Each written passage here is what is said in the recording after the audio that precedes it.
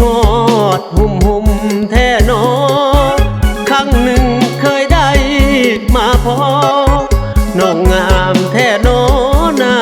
มนเจ้าสวยใสไหลกว่าไผในเมืองสกล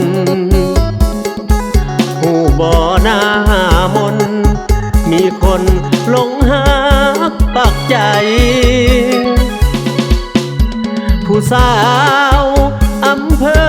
วาริศภูมิแม่ยอดแก้มบุ๋มป่านนี้ลืมอายแล้วไปผู้บ่น้องเจ้าหนุ่มลาวคนนี้สนใจอยากมาเป็นเคยฝั่งไทยย้อนหัวใจอ้ายนี้หักนางสกลนครบางอ่อนน้องงามเป็นหนึ่งอ้ายนี้สุดที่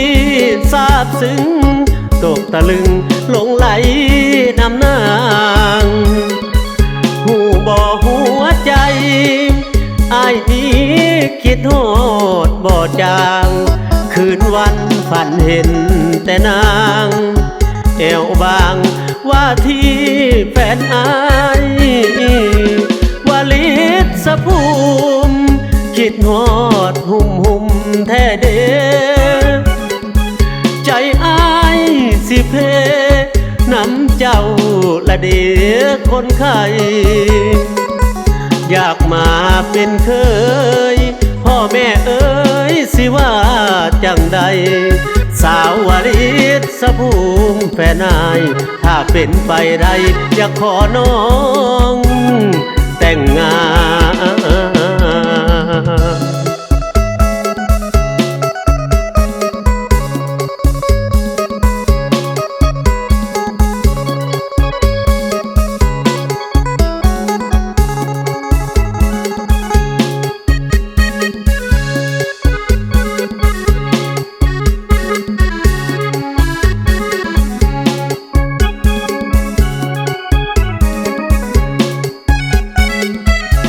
สกลนค